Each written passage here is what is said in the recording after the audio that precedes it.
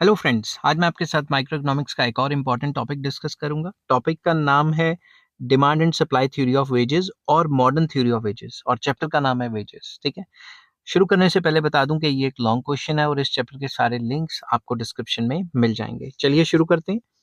According to modern economists, remuneration मतलब तनख्वाहें जो भी मिलती हैं, wages to the various factors of production is determined in the same manner as the price of a commodity is determined by the forces of demand and supply.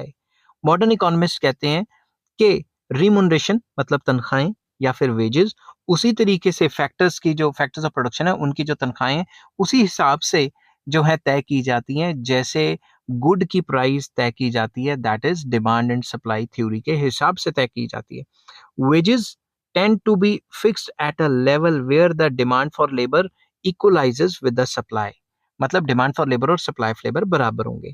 If demand for labour is greater than supply of labour, the wages will tend to rise sooner और later. आज नहीं तो कल अगर labour की demand बढ़ गई, supply से ज्यादा होगी, तो तनख्वाहें बढ़ जाएंगी। दूसरी तरफ if supply of labour is more than demand for labour, the wages will tend to fall. Supply ज्यादा होगी लेबर की और डिमांड कम है, जैसे एशियन कंट्रीज में है, तो तनख्वाहें कम है। We can precise the statement in precise the statement of money theory, मतलब इस थ्योरी को हम मतलब फॉलोइंग तरीके से एक्सप्लेन कर सकते हैं मनी के टर्म्स में।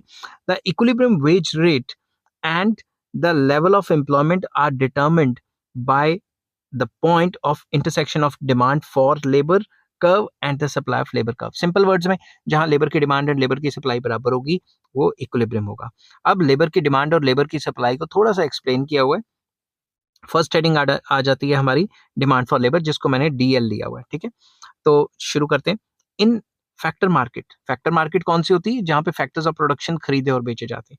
इन factor market demand for labour is made by producers और एंटरप्रेन्योर्स, मतलब लेबर की डिमांड कौन करता है? प्रोड्यूसर्स या एंटरप्रेन्योर्स जो है वो लेबर की डिमांड करते हैं। ठीक है, labour is demanded because labourers help in production. Labour की डिमांड क्यों होती है? क्योंकि लेबर के थ्रू ही तो प्रोडक्शन करवानी है।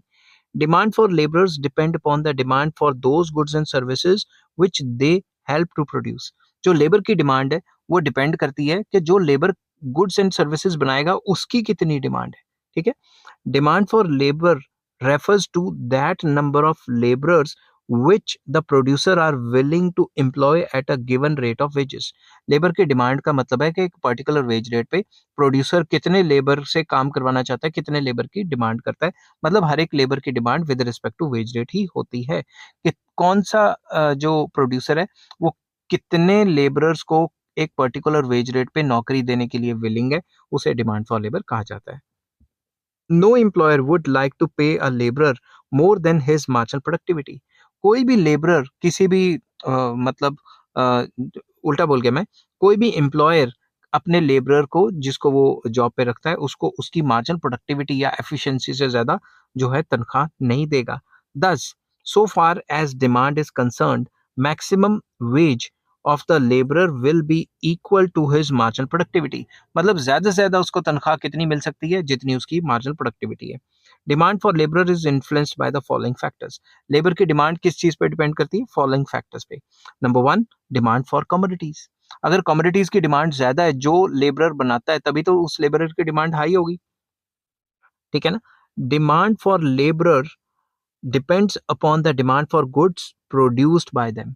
अगर जो गुड्स एंड सर्विसेज की डिमांड ज्यादा है, जो लेबरर्स बनाते हैं, तभी तो लेबरर्स की डिमांड होगी ना।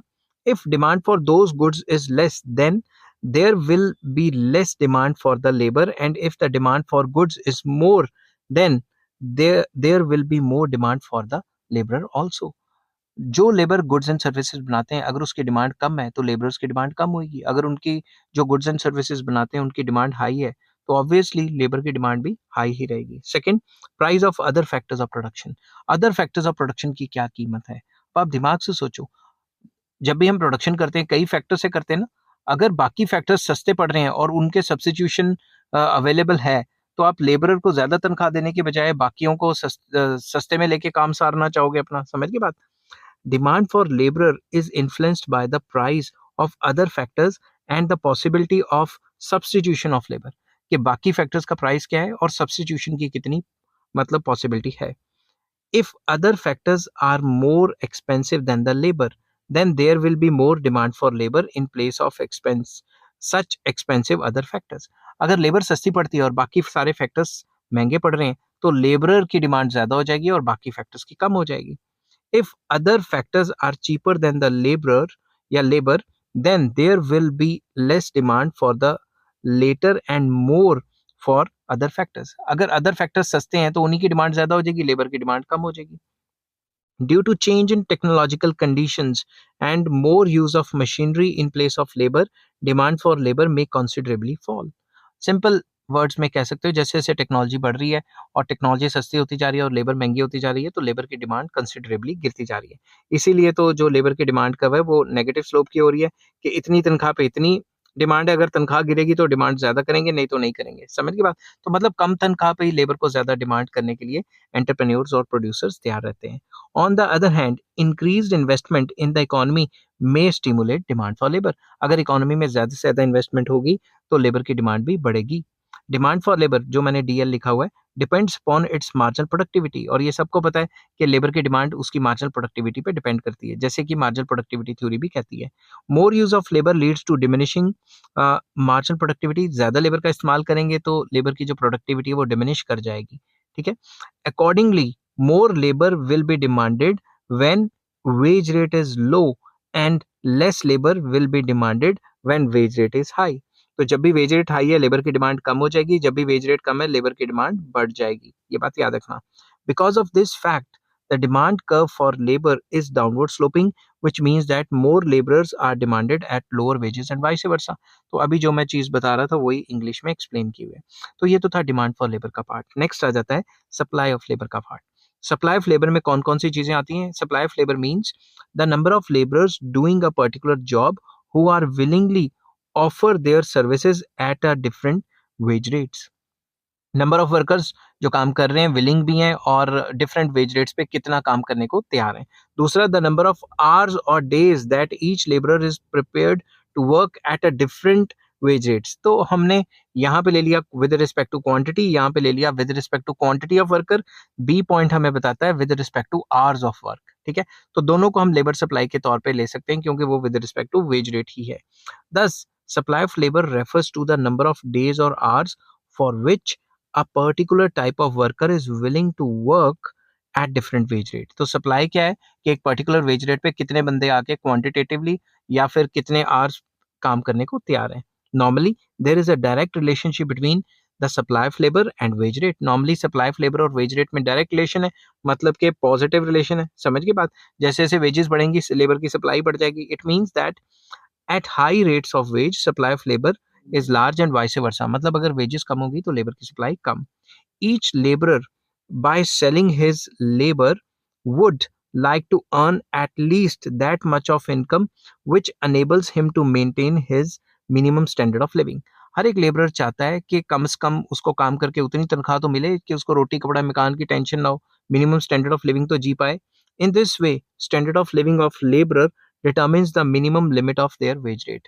तो स्टैंडर्ड ऑफ लिविंग भी जो उनकी मिनिमम वेज रेट है उसको असर डालती है. Supply of labour depends upon economic, non economic and psychological factors. अब ये क्या होते हैं? Economic factors influencing the supply of labour are existing employment, कि अभी वो कहाँ काम कर रहा है, और desire to increase monetary income, कि उसकी कितनी डिजायर है कि वो अपनी तनख्वाह को बढ़ाना चाहता है. बार्गेनिंग पावर क्या है लेबरर्स की, साइज ऑफ पॉपुलेशन क्या है, और इनकम डिस्ट्रीब्यूशन क्या है, इनइक्वालिटीज हैं या इक्वालिटीज हैं. ये सारी इकोनॉमिक फैक्टर्स हैं जो सप्लाई ऑफ लेबर को असर डालते हैं.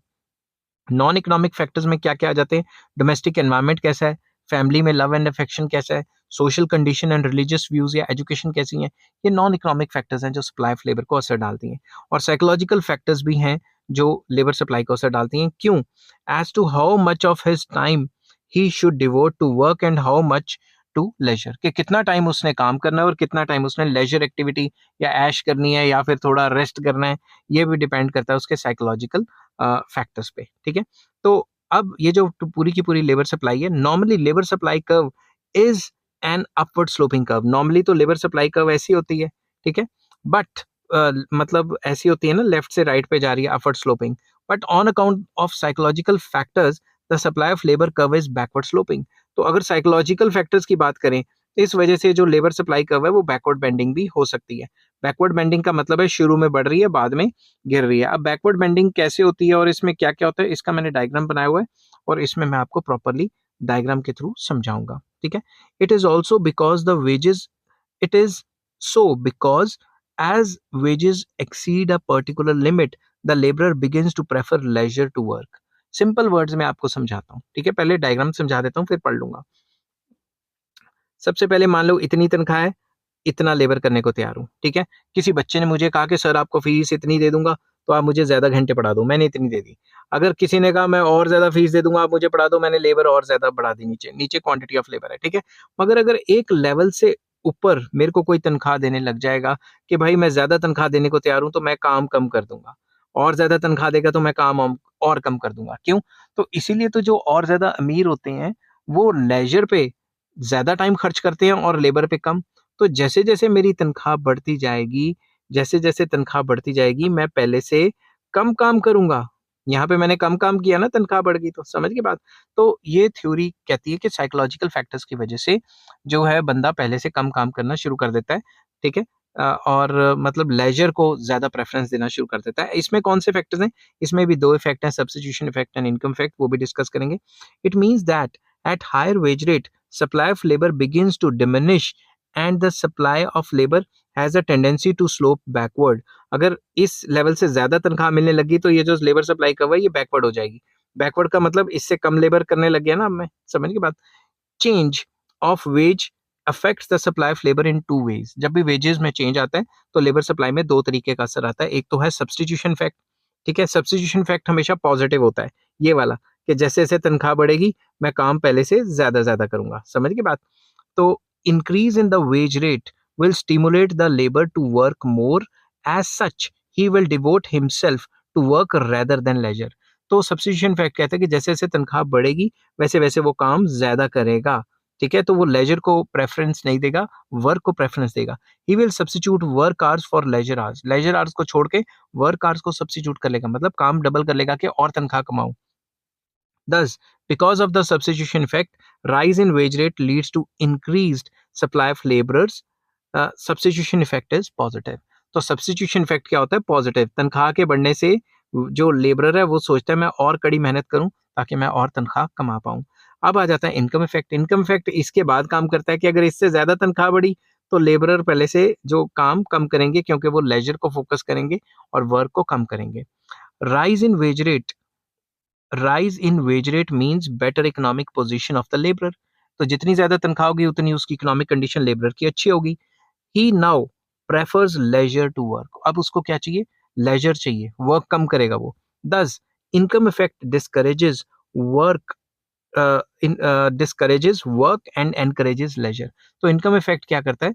वर्क को डिस्करेज करता है और लेजर को एनकरेज करता है। Income effect is therefore negative, क्योंकि जितना ज्यादा इनकम इफेक्ट ये कहता है इनकम बढ़ती रहेगी तो बंदे ऐश ज्यादा करेंगे, मौज मस्ती ज्यादा करेंगे और काम कम करेंगे।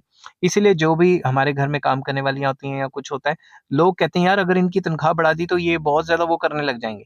अब मैं नहीं कहता तनख्वाह बढ़ाओ कम करो, मैं उसके बारे में डिस्कस नहीं कर रहा, मैं लोगों के व्यूज की बात कर रहा हूँ।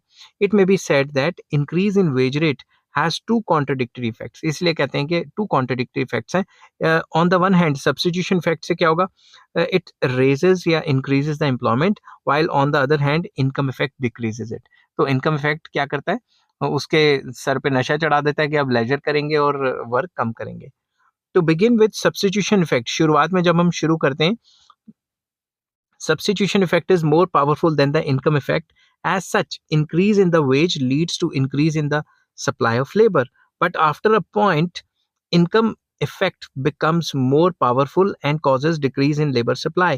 फिर क्या होता है? Labor supply becomes backward bending. तो शुरू शुरू में क्या हुआ? Substitution effect, बाद में क्या हुआ? Income effect. समझ गए ना बात? फिर इसके बाद हम हेडिंग बनाते हैं वेज डिटर्मिनेशन की। फिर आप कहोगे कि under perfect competition wages are determined at a level where demand for labour and supply of labour are equal of for an industry. तो आपने डिमांड कब बनाई, सप्लाई कब बनाई, जहाँ पे ये दोनों इंटरसेक्ट हो रहे हैं, ये इक्विलिब्रियम वेज रेट होगी। तो आप इसके नीचे दो चार लाइनें और लिख सकते हैं कि OWE is the equilibrium wage rate and OLE is the equilibrium quantity of labor. So wages are determined by the demand and supply according to this theory.